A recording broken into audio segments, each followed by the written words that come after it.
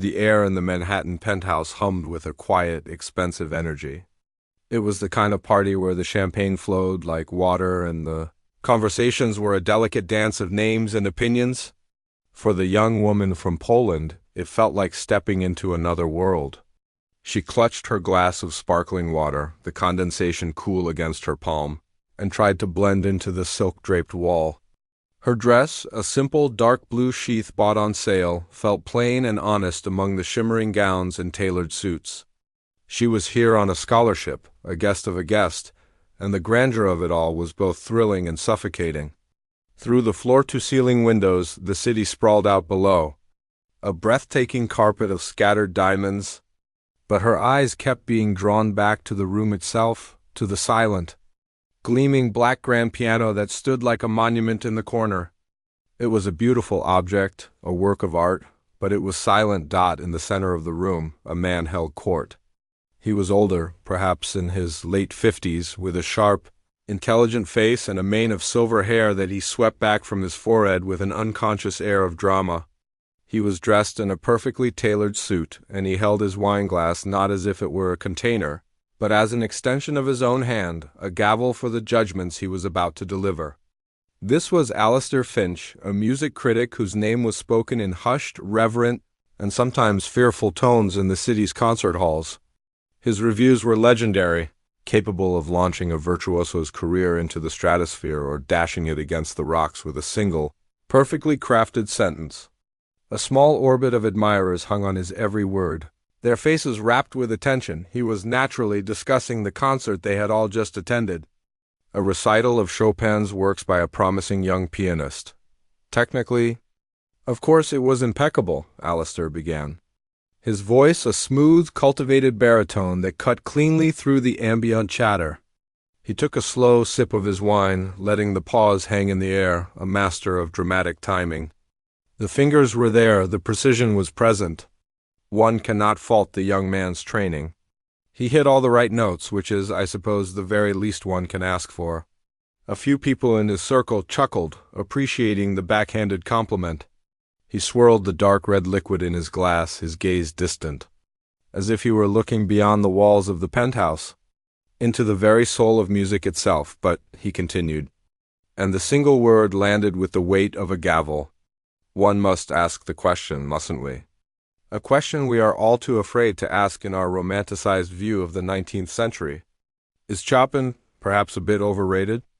The word overrated hung in the air, a tiny, audacious bomb. A few nervous titters escaped from the crowd, but no one challenged him.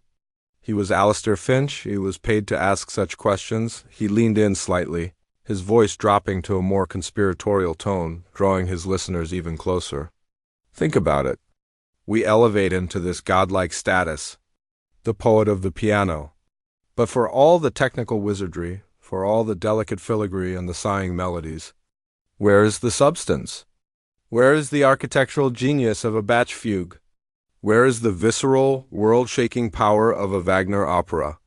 It is beautiful music, yes, but it is music for the drawing room. It is sentimental. It is, dare I say, a little small? He gestured with his free hand towards the silent piano in the corner. We treat it like a sacred altar, but it's often just a beautiful box for pretty, heart-on-sleeve melodramas. We've mythologized the man, the frail, consumptive genius, and we've projected that myth onto his music. We've convinced ourselves that every sigh is a profound statement on the human condition. Perhaps, just perhaps, it's simply a sigh. Near the window, the young Polish woman felt the words as if they were a physical blow. Each one was a tiny, sharp needle pricking at her skin. It wasn't just a disagreement about a composer. It felt like a dismissal of her entire heritage, of the very language her soul spoke. She didn't hear a sophisticated critique. She heard condescension. She heard a man who had never known hunger or fear or the desperate.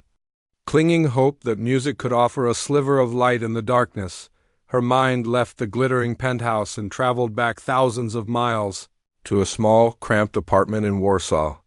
She saw her grandmother, her face a road map of wrinkles and sorrows, sitting at their old, scarred, upright piano. The piano was out of tune, some of the ivories were chipped, and the city outside was gray and oppressive. But when her grandmother played Chopin, the air would transform. The notes weren't just pretty melodies. They were prayers.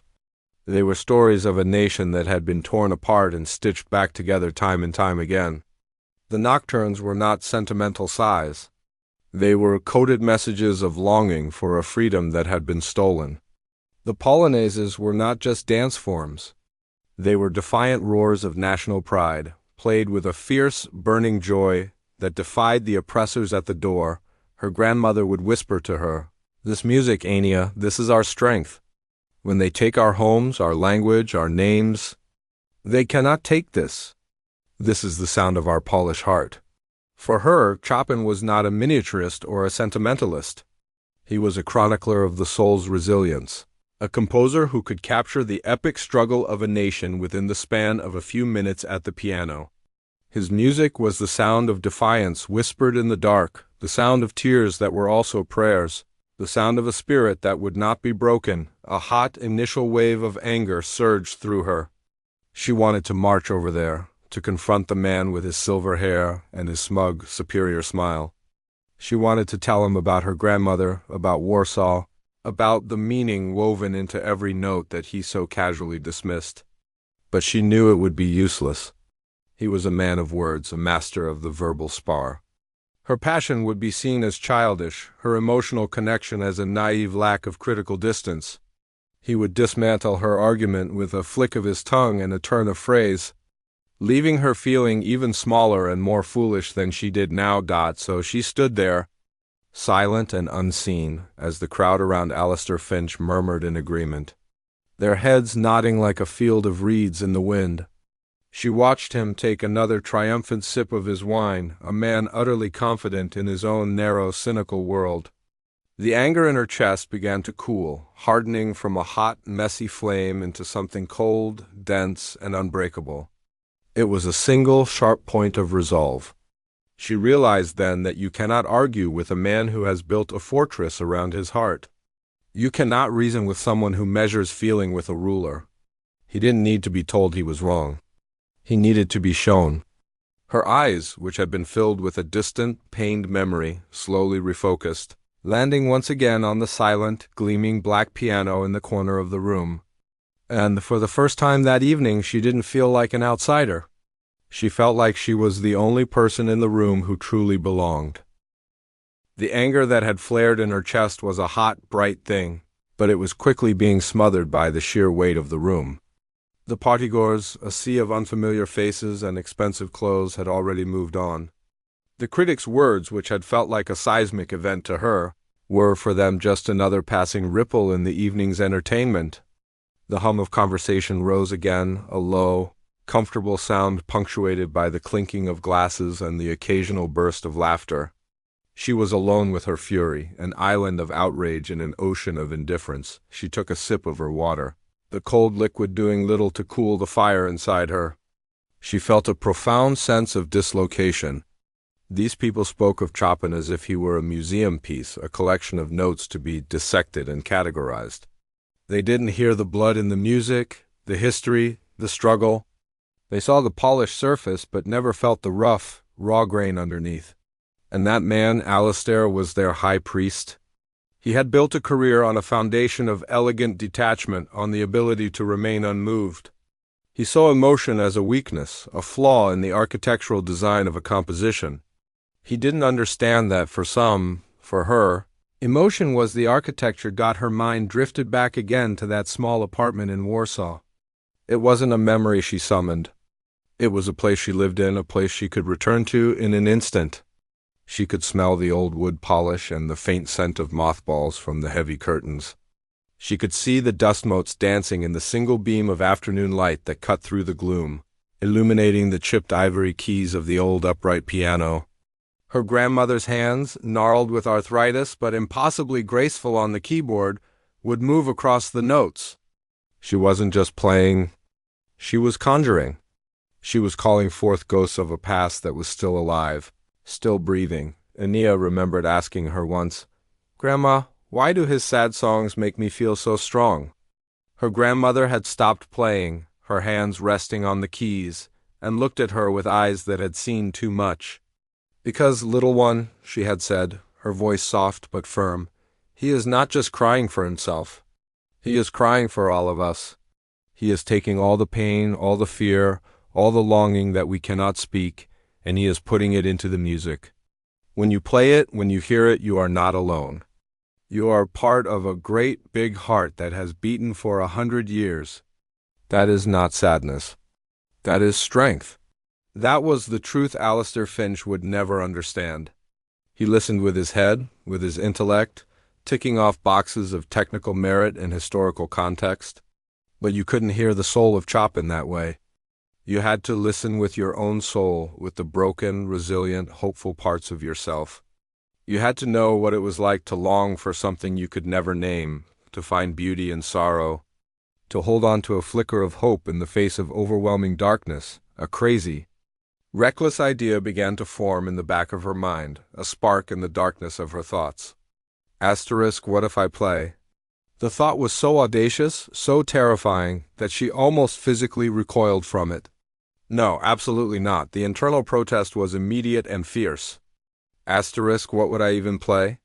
My hands are shaking. They would laugh. They would see me as some silly, emotional girl who can't take a little intellectual criticism.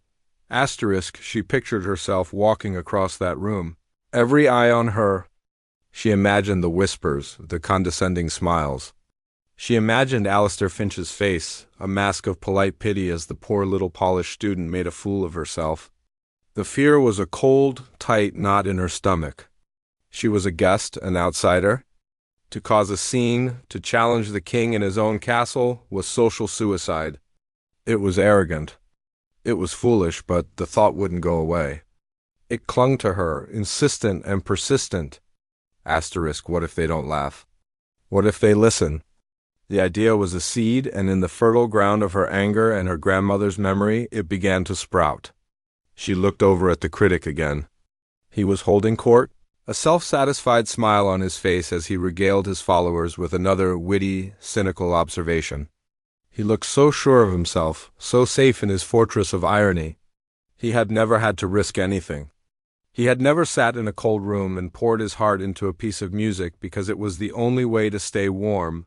The fear was still there, a cold tremor in her hands, but something else was rising up to meet it. A feeling that was bigger than her own pride, bigger than her fear of embarrassment. It was a sense of duty, a feeling that she was carrying something precious in her, a legacy that her grandmother and her grandmother's grandmother had passed down. It was a legacy of resilience, of finding beauty in the broken places, of speaking a language that tyrants and critics could never truly silence. To stand by and let that language be mocked, to let that legacy be trivialized, felt like a betrayal. The music was calling to her. It wasn't just a thought anymore. It was a pull, a magnetic force drawing her towards the silent black piano in the corner. She could almost hear the opening notes of the ballade, the questioning, haunting melody that was like a story waiting to be told. It was a story of struggle and passion, of sorrow and defiance. It was the perfect answer. It was the only answer. Her heart was hammering against her ribs, a frantic drumbeat against the room's sophisticated murmur. She felt a surge of adrenaline, a dizzying mix of terror and exhilaration. She had to do it. There was no other choice. It wasn't about winning an argument anymore. It was about bearing witness. She placed her glass down on a nearby table with a hand that was surprisingly steady. The decision had been made, and in its wake, a strange calm settled over her. The fear was still there, but it was no longer in control. She knew what she had to do. She scanned the room, her eyes searching for the host, a kind-faced man who had greeted her at the door. She found him near the entrance, talking to an older couple. Taking a deep breath, she began to move. It was like wading through a river. The crowd, which had seemed so fluid moments before, now felt like a solid wall. She had to navigate around small groups, excusing herself in a quiet voice that was almost drowned out by the noise. No one really noticed her. She was still just the quiet girl in the simple blue dress. She reached the host and waited for a pause in his conversation. When it came, she touched his arm gently. He turned, a polite, questioning look on his face. "Excuse me," she began, her voice a little shaky. "I don't mean to interrupt. I was wondering, I know this is a strange request, but would it be possible if I were to play the piano for a moment?" The host looked at her, surprised. His eyes flickered over her simple dress, her earnest face. He saw none of the arrogance of a seasoned performer. Instead, he saw an intensity in her eyes, a quiet fire that was both compelling and a little unsettling. He was a patron of the arts, a man who was used to taking risks on talent. He saw something in her that he couldn't quite name, but he recognized it as genuine. He hesitated for only a second.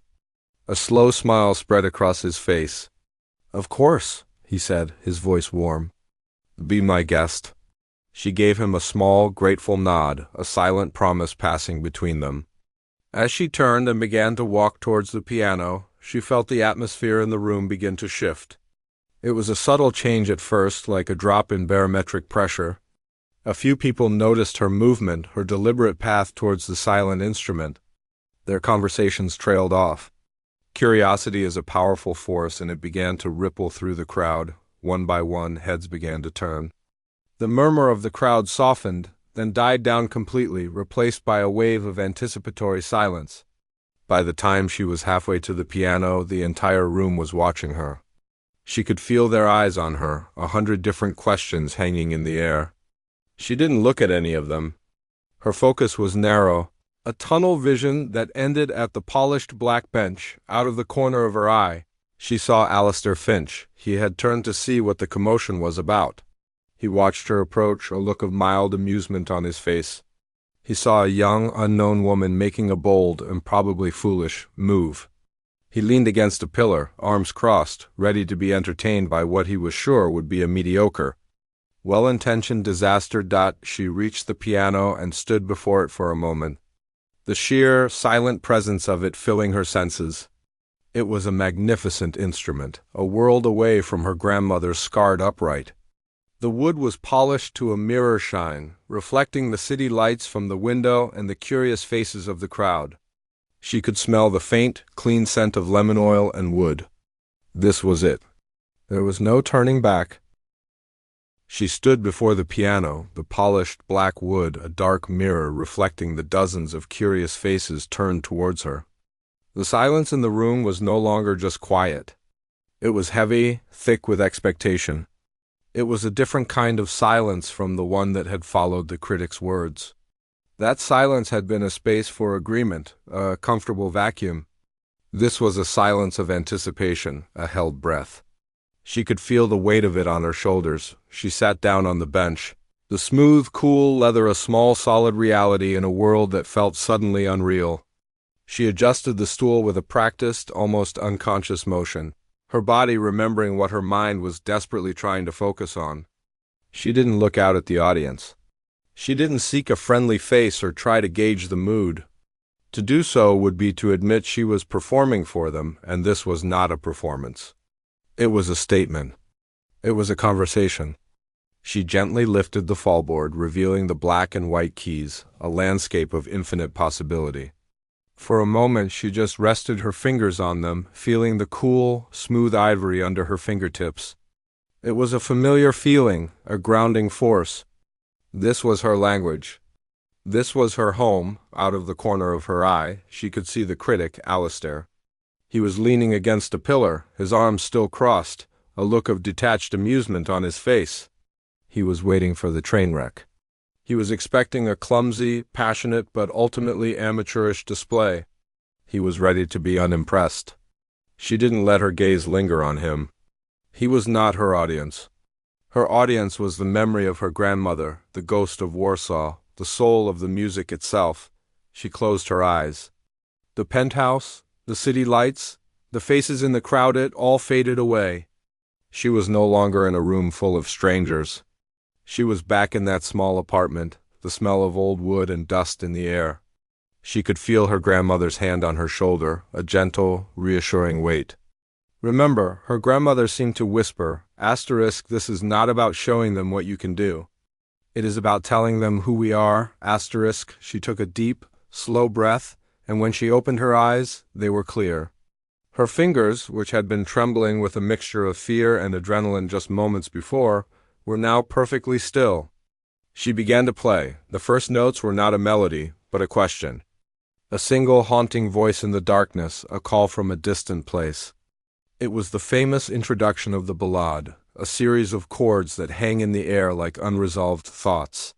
She played them softly, letting each one resonate into the deep silence of the room.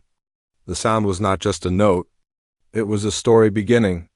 It was the sound of a lone person standing on a vast empty plain asking a question to the wind. In that moment, the energy in the room shifted completely. The casual curiosity of the guests was replaced by a sudden, sharp focus.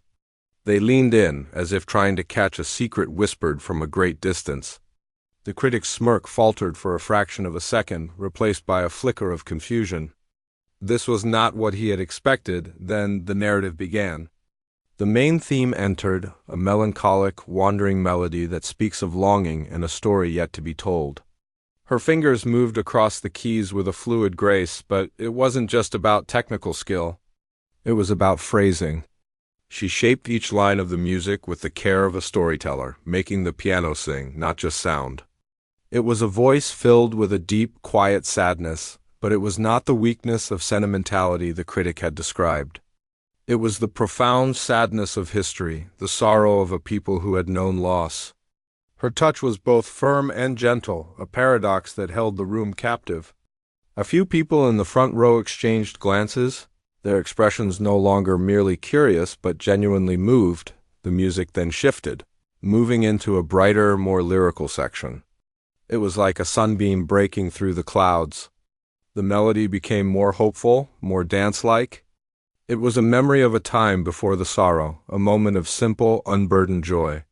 She played this with a lighter touch, her right hand dancing over the keys, while her left provided a gentle, rocking rhythm. It was the sound of a village festival, of young lovers stealing a glance, of a brief, perfect moment of peace. The contrast was breathtaking. She was showing them that this music wasn't just one-dimensional. It wasn't just sighing and heart-on-sleeve melodrama. It was a whole world of feeling, a complete spectrum of human experience. From the deepest despair to the most soaring hope, the critic was no longer leaning against the pillar. He had pushed himself off it and was standing rigidly, his arms now uncrossed and hanging at his sides. His face was a mask of concentration.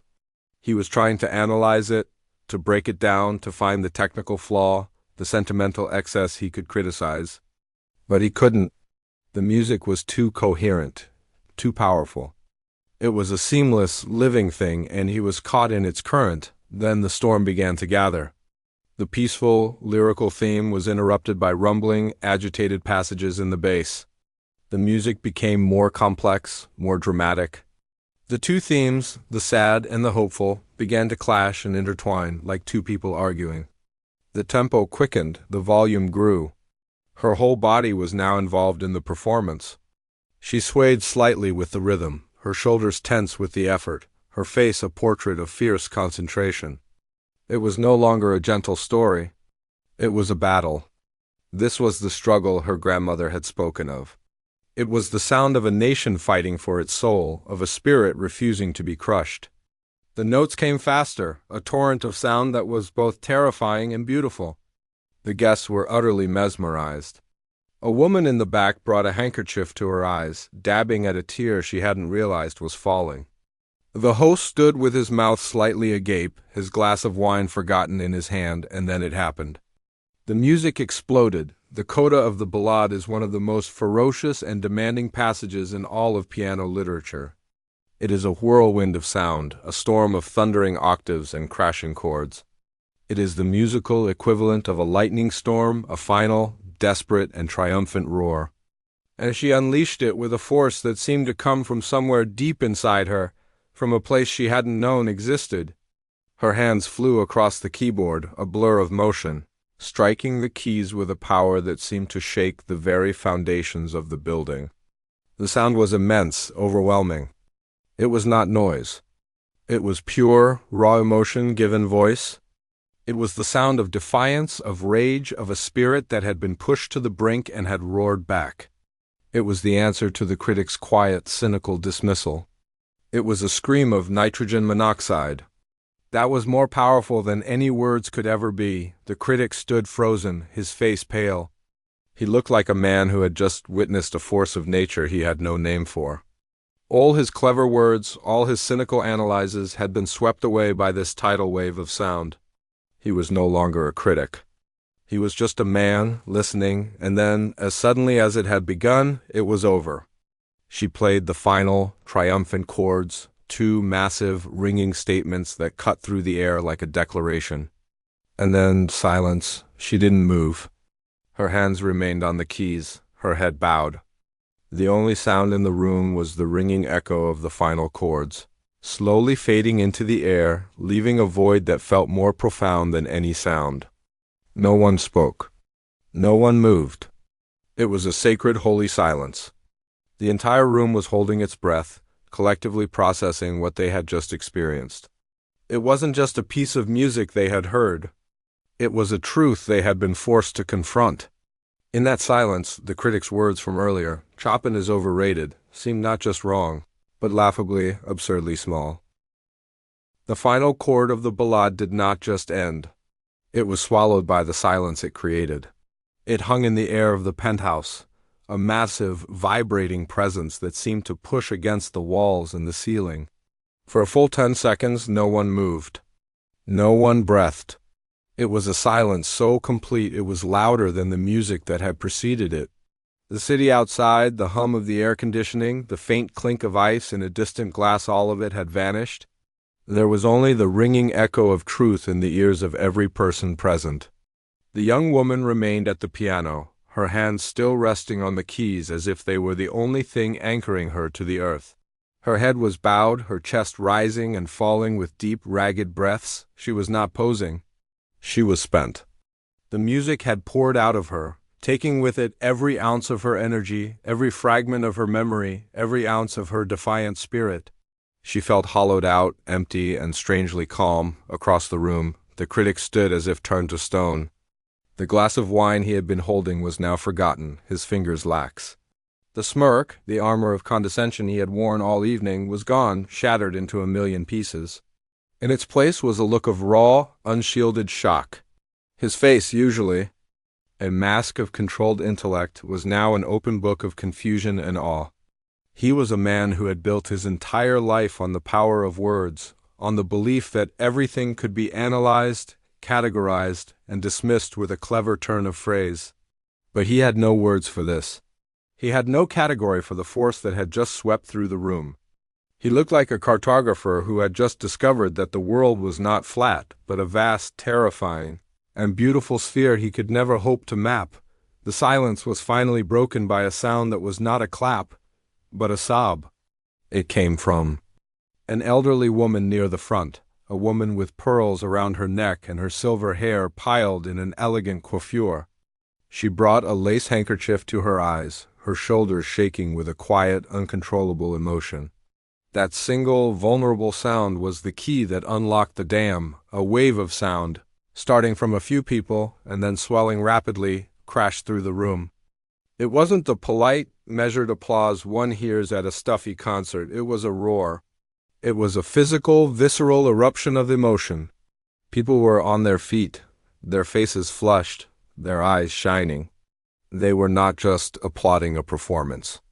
They were releasing a collective breath they hadn't realized they'd been holding. It was the sound of 100 hearts being touched, of 100 minds being blown. The sound was so overwhelming it felt like a physical force, pressing in on the young woman, finally pulling her back from the quiet place in her mind where she had been. She lifted her head, her eyes wide with a kind of dazed surprise, as if she were waking from a dream. The wall of sound hit her, and she flinched slightly. She saw a sea of faces all turned towards her, their expressions a mixture of gratitude, awe, and profound wonder. She saw the host, his face beaming, clapping his hands together with a joy that was unrestrained. She saw strangers, people who had ignored her an hour ago, now looking at her as if she were a messenger from another world. Slowly, awkwardly, she rose from the piano bench. Her legs felt like they were made of jelly.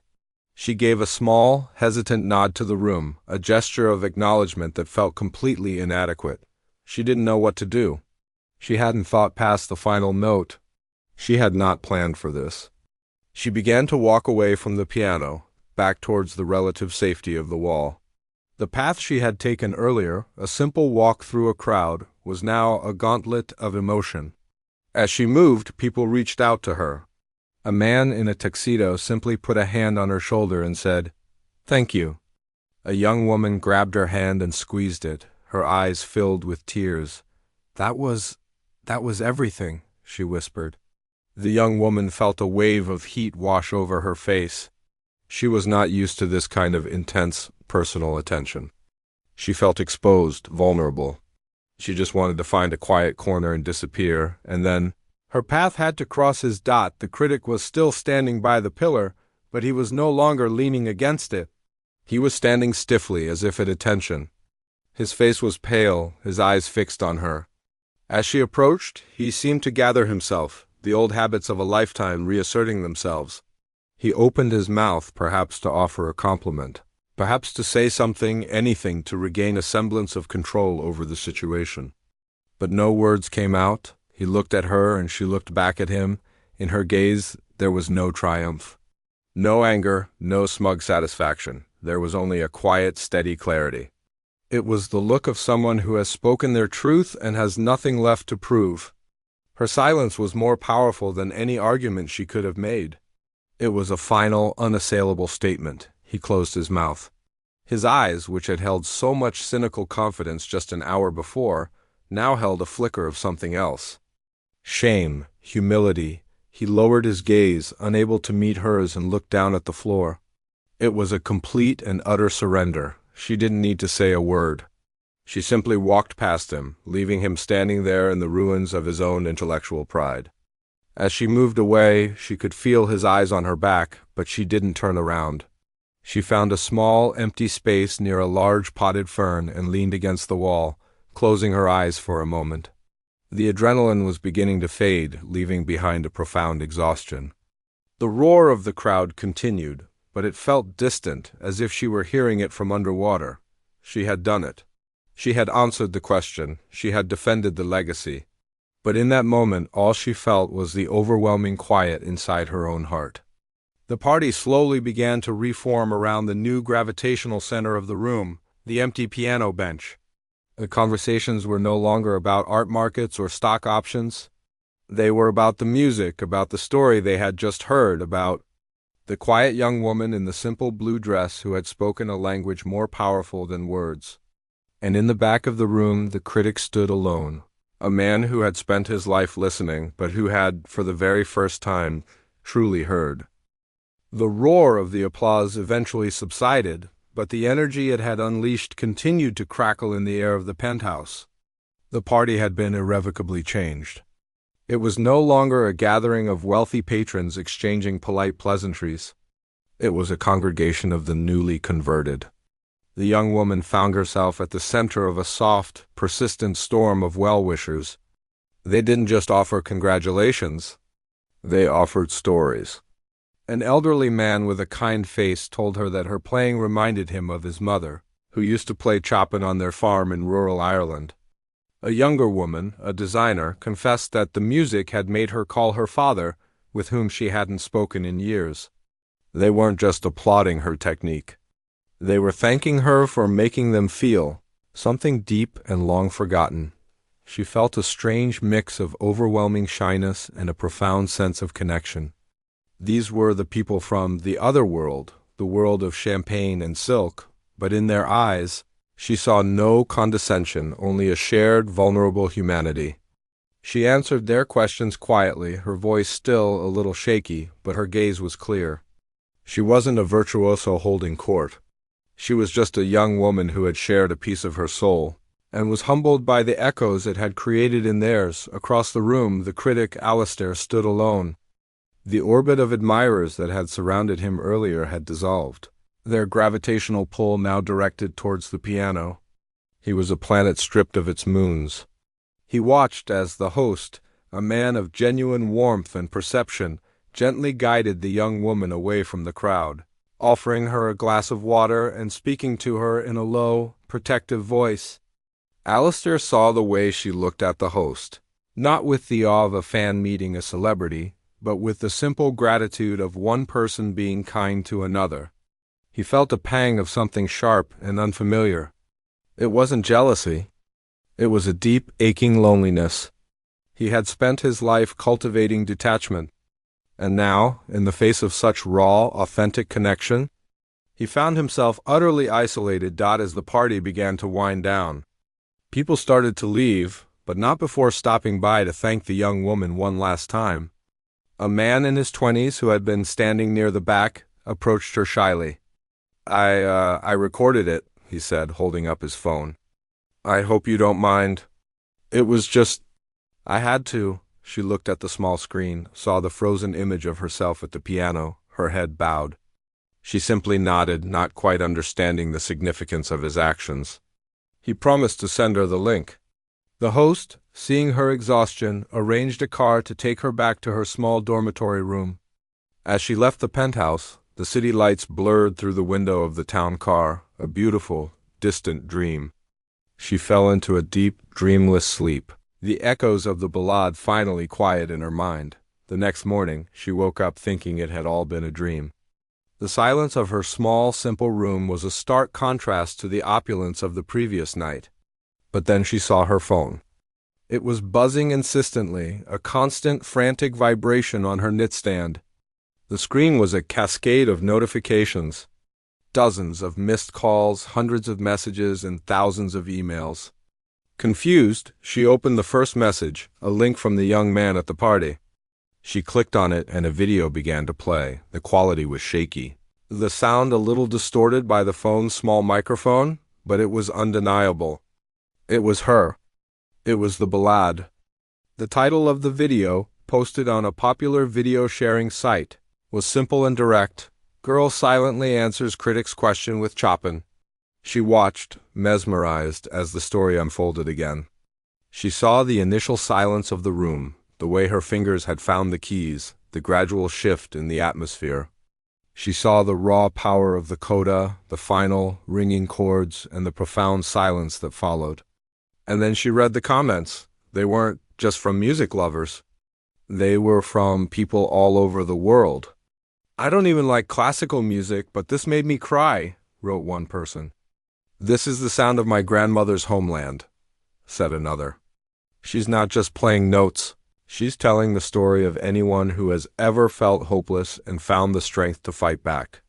The video was spreading like wildfire, shared across social media platforms, emailed from friend to friend. It had already been viewed hundreds of thousands of times, and the number was climbing with every passing second. Her phone began to ring. An unknown number. It was a journalist from a major newspaper. Then another call from a classical music radio station. Then another from an agent who had gotten her number from the university's music department. The offers started to pour in, not just for interviews, but for things she had only ever dared to dream of. A recital at a small, prestigious concert hall. An invitation to play with a chamber orchestra. Management offers from top-tier agencies. The quiet, unknown student from Warsaw was suddenly at the center of a global media storm.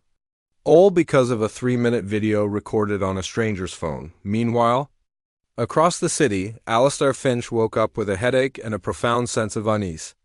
The events of the previous night played in his mind like a film he couldn't turn off. He avoided his phone and the news, instead making himself a cup of strong black coffee and sitting at his desk. He was a man who lived by his words, but for the first time in his life he felt he had none.